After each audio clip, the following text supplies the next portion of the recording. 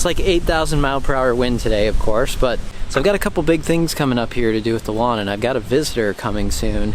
I got a lot of stuff to do to clean up for this visitor because this person is very, very particular about organization. And so, you know, I need to make sure everything's organized. I need to make sure everything's cleaned up in my beds, all the stuff that I've been sort of neglecting this season because I've been in renovation mode. But things are looking pretty good, but the color, it's not quite exactly where I want it yet. I think I'm gonna drop some iron on this and some liquid fertilizer before my visitor gets here. It's something I did last year before Ben Sims got here, and that actually worked really well. So I'm probably gonna do the same method on this.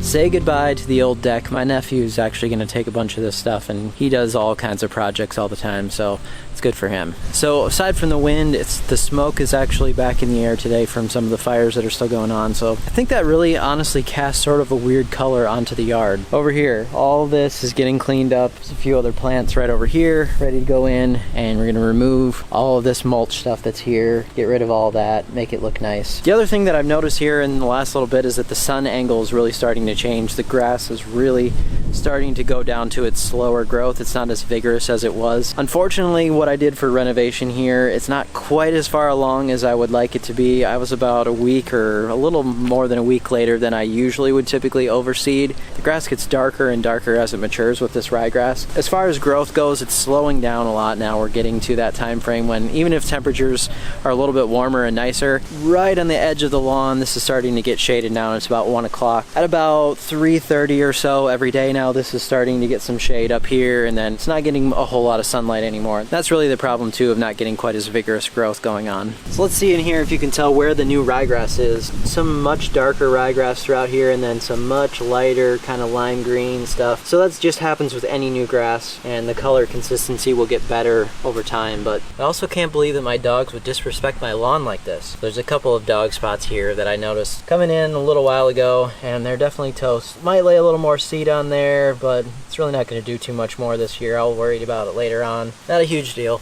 So you also may remember when I said that I needed to get a drop seeder so that I didn't seed a bunch of ryegrass into my landscape beds, but of course I did not do that. So all this is going to have to be removed out of here, but it's not too bad when all this grass is still young. If you can avoid that and use a drop seeder, it's definitely a better method.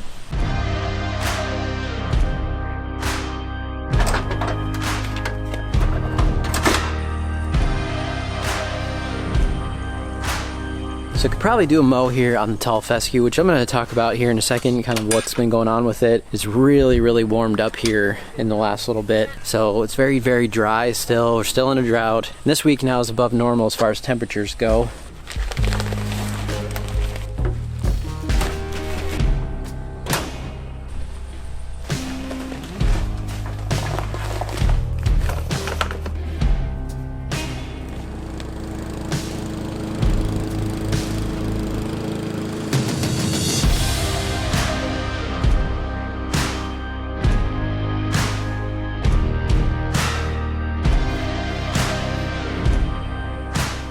So there's a tall fescue after the mow, and you know, it hasn't really grown a whole lot recently. So that's why I know now that it's ready for another dose of fertilizer. Just right at a month since I put the initial round of fertilizer, starter fertilizer on here. Now today I just picked up a cheaper bag again of the 10-10-10. I got this at Home Depot. It's like 15 bucks or so for 40 pounds. So pretty much just all quick release stuff, which is what I want because I want to get this on here, get some more water going on here again after I get that fertilizer down, and see if I can get this thing to mature a little more yet. You know, this is the west facing side over here, so luckily for me this should get more sun yet into the end of the season compared to my front yard, which is already getting a lot of shade. You know, it's still kind of flimsy, it's still kind of wispy at this point, but I don't expect it to be only a month old and be completely mature yet by any means, but it's looking good. Definitely this time I can tell when I mowed it's getting thicker. So far so good. Another couple things to mention here would be whenever you're doing those first initial mows, make sure that you don't forget to clean out your mower, because If you'll see here, I definitely did not clean out the mower after the first mow, and especially after those first mows when that grass is really new.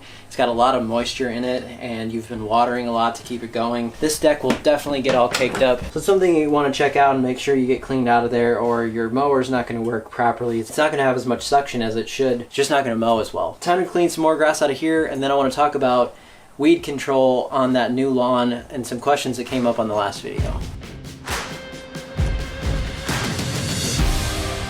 So in last week's video about fall weed control, I'd say the overwhelming majority of the questions were about new lawn renovations and what kind of weed control can you do to them, when should that happen, and all that stuff. Well, I have that exact scenario going on in this tall fescue right now. I found a few broadleaf weeds that are coming in, and really what I'm going to do with this at this point is just wait it out. For this season, I'm not worried about the small amount of weeds in here because I really want to take care of making sure I do as much as I can to just get this existing grass to look good before the winter time comes. I don't want to spend all of this time and energy on a renovation and possibly do any damage to it by spraying a weed control too early. You can even be extra careful when spraying, but sometimes on new grass I just wouldn't risk it at this point. I'm only a month into this thing. I've only mowed it a few times, so something that's like more of the homeowner version might be a little safer, but I'm just not worried about this few amount of weeds that are in here right now. From a distance, you're not really going to notice it, and next year, once this thing has matured, all of the grass is thickened up, the majority of these weeds really should not be able to take hold once that happens anyway, so I'm just not worried about it at this point. I'm going to make it pretty easy today because I've got 4,000 square feet. So if I put this whole bag down on that 4,000 square feet, because I've got 10% of NPK in here, so 10% nitrogen, 10% phosphorus, 10% potassium, then I would have a whole pound of those going onto the ground. Today what I'd like to have is about a half a pound of nitrogen going onto this, and so I just need half this bag to go down evenly on the backyard.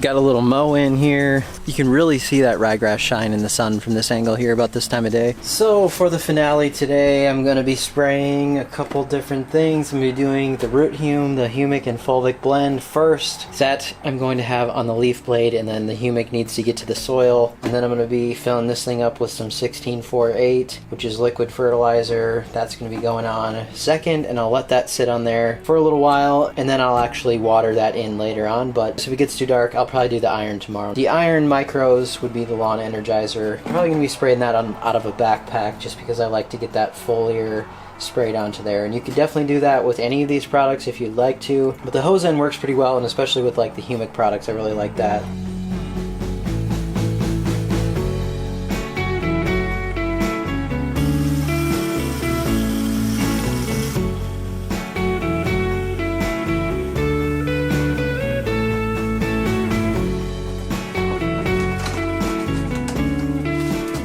So I decided that since it's so nice out and the wind has really died down now, it's perfect to backpack spray. And I would prefer to backpack spray just because you don't have to deal with a hose and hose management and all that goes with that. But some people don't like backpack spraying as much, but I kind of prefer it for doing this work anyway. And now that it's calming down, perfect time to do that.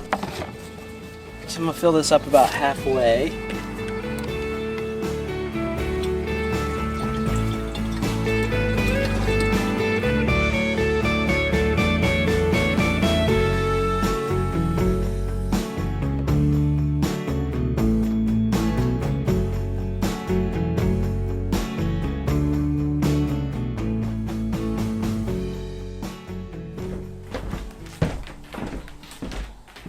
Can't believe it this morning. It's actually calm outside. That's a rarity. Time to spray some iron.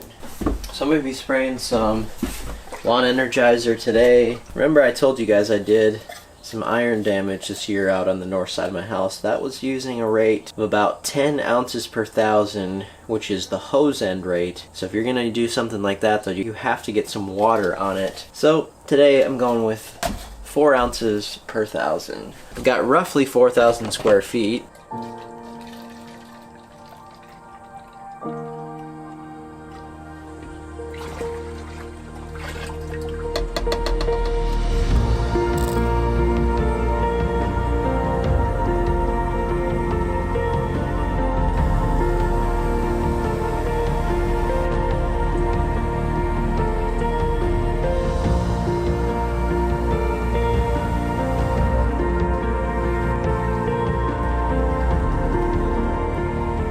So I'll let that sit on the leaf blade now for probably an hour or two. Let it kind of get to work there on the actual grass leaves themselves. And then I'll just water that in here. Getting some progress made over here. My wife's been working on this bed. So we'll have that done soon. We'll have more of the landscape cleaned up. And I think we'll be ready for this guest.